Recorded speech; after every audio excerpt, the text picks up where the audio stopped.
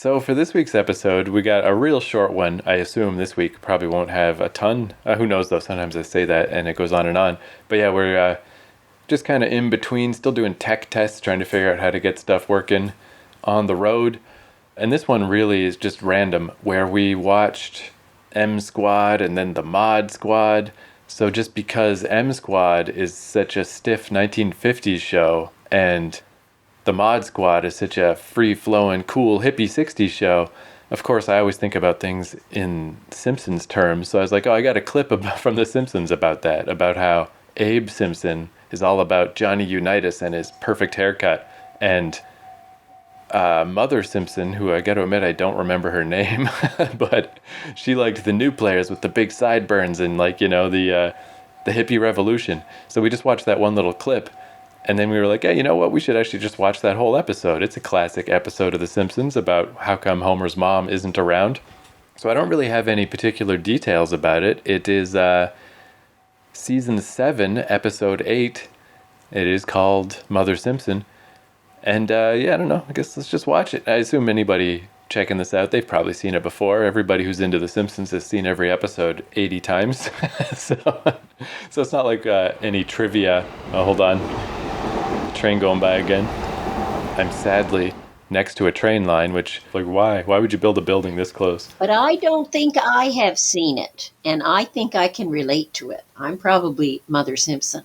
Yeah, and this was also just there's different arguments about when The Simpsons was still good, like when it started to decline. But it's safe to say at this point, this was November 19th, 1995, that it was still good. Everybody loves this episode. So yeah, we can't go wrong. Can't go wrong with this one. Glenn Close stars as Homer's mother. Perfect. Yeah. This is the kind of thing, too, with The Simpsons. One way I heard it described that always kind of stuck with me, like with Silly Putty, how you can press Silly Putty, say on like a newspaper strip, and you get like an image of Dick Tracy on the Silly Putty. But then if you stretch the Silly Putty, it can never go back. Every time you stretch it, Dick Tracy's going to look weird and you can never make him look normal again. That's a theory I heard about what happened to The Simpsons. Is it used to be a very down-to-earth, quite a realistic cartoon. But every time you stretch the Silly Putty, every time you do a weird thing, you can't go back again, And like by season 5, Homer already went to outer space. By season 10 or so, he climbed their equivalent of Mount Everest. Every time something weird happens, you can't go back. So of course, now that they're in season 35, of course it's a weird, bad show. But at this point, season 7, I mean, this is still pretty wacky. The story of Homer's mom is weird, but the emotional core of it is still there, which is just something that The Simpsons does not have anymore. So, so let's just watch Mother Simpson, and we'll see if we have anything smarty pants to say about it, or if not, whatever. Again, this is just one of these in-between weeks while we're trying to figure out tech stuff. So yeah, we'll just watch a nice, quick little Simpsons.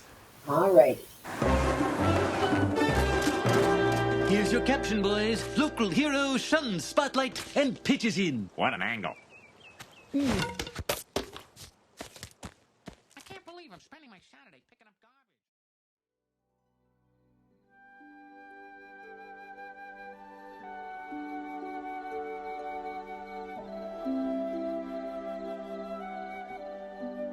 So I assume that, just from the little clip, it probably seemed like it would be maybe a little more down to earth, right? About Homer's mom realizing she doesn't have to just be a housewife and moving on to a more empowered future. But it's, then of course the cartooniness comes in of Mr. Burns's germ lab and, the radical thing. She has to go on the run for 25 years. I guess it's probably a little less relatable in that sense, right? No, but it had all the references to Bobby Seals and Joe Namath, all those people who were a big deal in the late 1960s. Yeah, had all those kind of radical types.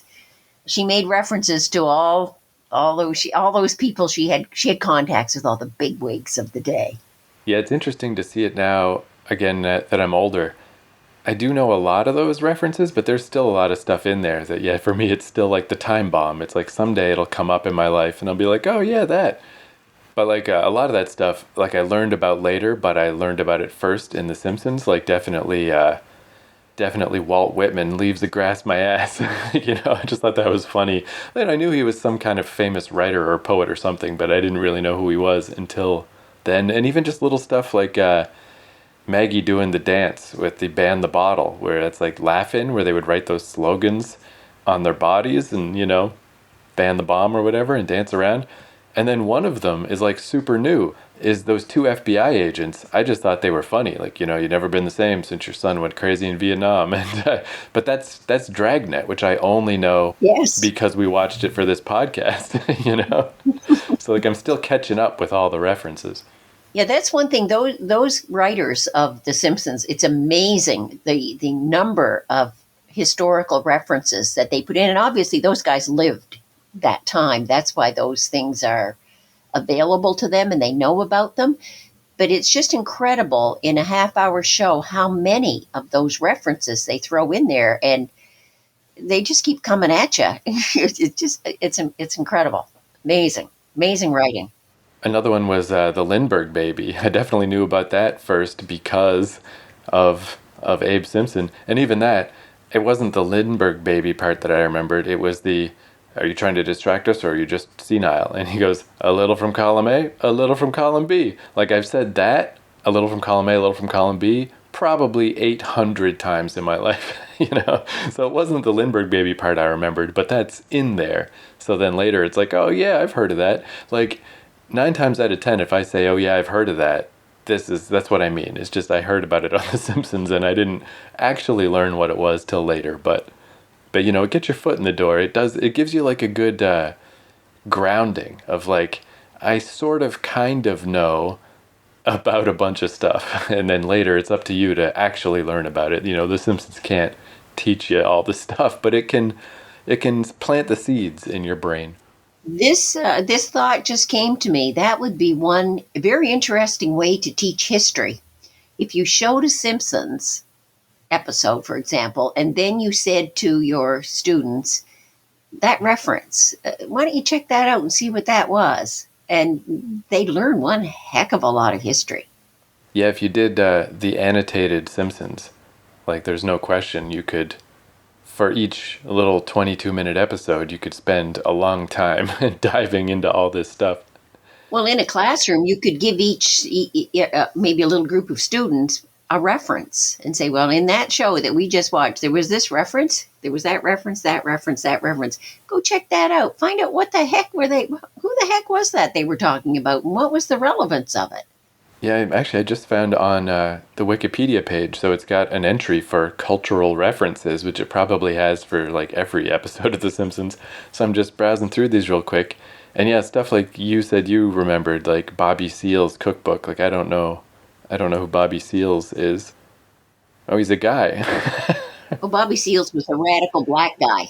Oh, so he didn't have a cookbook at all. One of the Chicago 7, I think. Okay.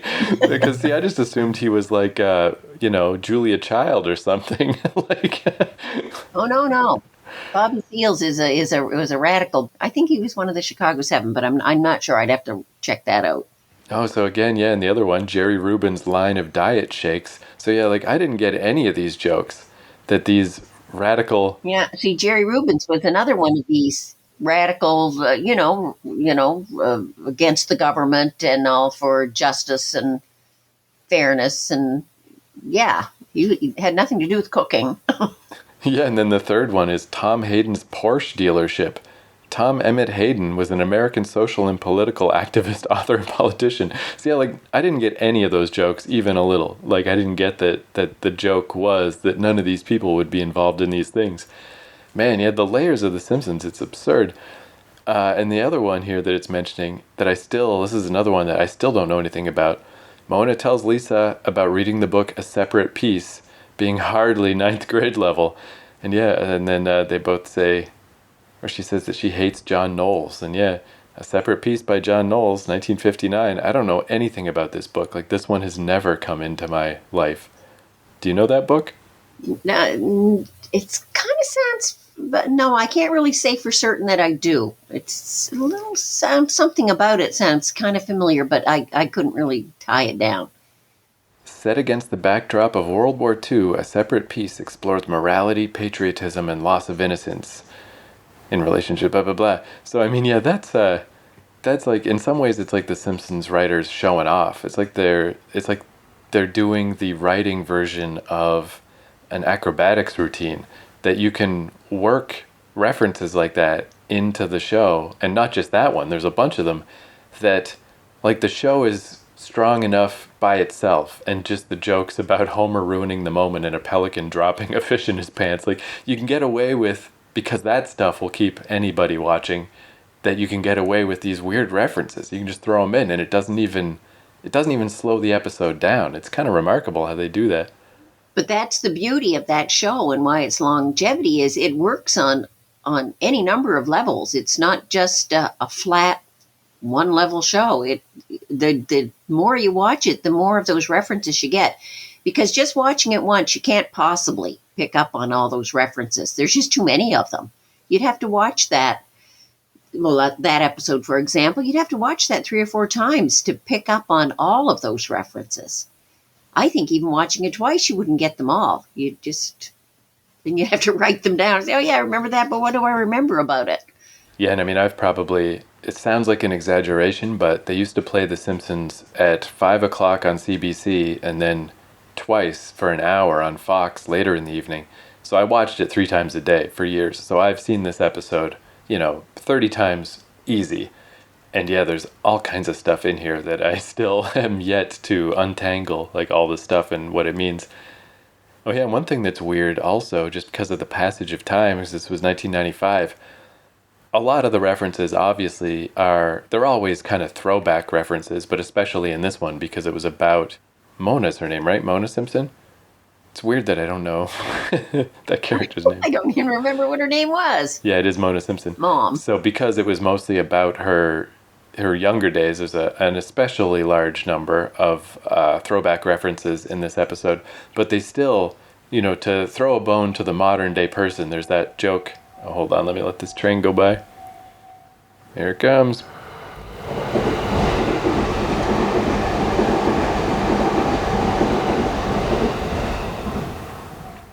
There was that line where Lisa says that Mona Simpson's reappearance is like something out of Dickens or Melrose Place, which at the time, that was a contemporary reference, Melrose Place, which was interesting too because we just talked about that last week with Aaron Sorkin.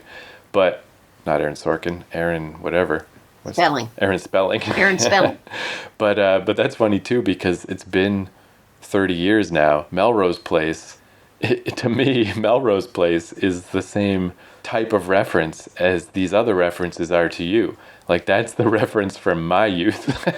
It's just much, much stupider and, not worth remembering. But it is interesting that so much time has passed that it's like the references that used to be the modern ones are now 30 years old. Anyway, there's no question that is some pretty fantastic writing for what everybody blew off as a simple little cartoon that parents of the day didn't want their children watching because it had a little bit of swear words and that kind. How ridiculous that was. If they just paid a little more attention to it, they'd see that it's a wonderfully written show. Yeah, and it's obviously a bit of a bummer that The Simpsons is so much worse now. But on the other hand, I mean, it's remarkable just that it's still running. I think it's season 35. It might be 36 that it's up to. So, I mean, it's easy just whatever. Just cut it off after the 90s and just, appreciate that for what it was. But as a good example of how incredibly long it has gone, the only episode I remember Homer's mom from is this episode. But according to this wiki page, this is her first of 11 guest appearances as Homer's mother. Safe to say it's a little less moving on the 11th time that she showed up. But just because the show's run for like hundreds of episodes, I mean, I don't know. I don't know how I wouldn't have any way to do it either. I would have just canceled it. Like, for God's sake, let this show rest. You should hear, the poor lady, Julie Kavner, who does Marge's voice. Everyone else's voice is holding up pretty well. But she was a bit older already when the show started, and that's not her normal voice. She's got to do that Marge voice. And it just sounds like she has the worst laryngitis all the time. That's just how Marge sounds now. And it's like, for God's sake, let this poor woman rest. Just cancel this show. It's been on long enough, you know? Well, and especially if you cannot keep up the pace of that early writing, you really do the show an injustice. And at the end, if it can't keep up that, and it can't, there's no way that anybody can keep that momentum going at that pace that they were doing in the early years. You do it a discredit because people will just remember it as something that was very flat. And it's a shame because that early stuff is really amazing. Yeah, that was really one thing that my friend Matt pinpointed that I think he's right is when The Simpsons really was done for, you know, it hit a point where it wasn't that funny anymore, but then it hit a point where it wasn't that funny and they started explaining the jokes. And the theory is that maybe it could be because The Simpsons runs in virtually every country in the world. And, you know, just to make sure that everyone could understand what was going on, they just couldn't do this type of thing anymore. They could not make a show this dense and layered and full of stuff that, you know, just nobody would understand what the hell was going on. So it's like, yeah, I guess that makes sense, but can never be the same after that. No. And when you start having to explain jokes, it's time to call it a day. Because that's the beauty of those original shows. You don't have to get all those references right off the top. The show stands alone by itself without those things. But the beauty of that show is all those background references that just keep coming at you, coming at you, coming at you. That is a sign of excellent writing. And they don't care if you don't have to get the reference right off. They don't care if you get it. So they don't have to explain it. If you really want to know about it, you'll go check it out yourself. Yeah, I mean, like I was saying, there's some of those references that I still don't fully get. You know, they still kind of pass me by. And I'm a grown-ass man now. I've seen this episode a million times. Oh yeah, and I like too that even the goofy jokes, they even tend to make the goofy jokes still good. Like Chief Wiggum reading Homer's name upside down on the tombstone. And he's like, send out an APB for Eustace R. Dewo. Better start with Greektown. like that's still a cleverer version of reading a name upside down. Like Eustace R. Dewo. What the hell is that? But then also, just in case you really just aren't getting any of these references or jokes on any level, then he's talking into his wallet. You know, that's just the fully dumb joke. So it's got smart, semi-smart, fully dumb, you know, and it hits all the colors of the rainbow. They're using that old Shakespearean format, which was you play the real dumb stuff to the plebs, the peasants, but you have all those references to historical, classical stuff, and that was for the higher ups who were sitting in the bleachers or in the higher up seats.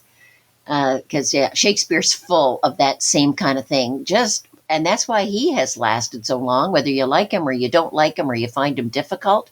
The more you read Shakespeare or see him, but mostly read it, those references just keep jumping out at you. You're saying, geez, how does he know all this stuff? Like he was nobody who had any formal education of any sort, but yet his plays are just loaded with all those references that the more you watch it, the more you get.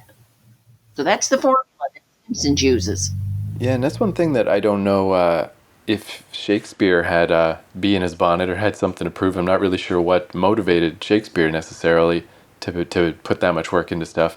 But it is interesting with those early Simpsons writers for the first 10 years or so. There's this book called The Oral History of the Simpsons that's just like they interviewed everybody they could think of and then they organized the quotes into a book. And these guys just had something to prove. Like this was the first primetime cartoon since the Flintstones. It had been a long time. And, you know, they had a little bit of buzz, again, mostly just from Bart saying swear words. And, you know, it was the new cool show. And instead of just being a flash in the pan, instead of just being this little thing that everybody talked about for 1 year and then forgot about, it's just, and these guys were all, smarty pants, educated people too. They just had something like a weird burr in their saddle that they're like, we just want to show everybody how awesome a cartoon for grown-ups and for kids in prime time can be. And that's so common now. It's totally normal now with Family Guy, Rick and Morty. I mean, there's literally hundreds of them now.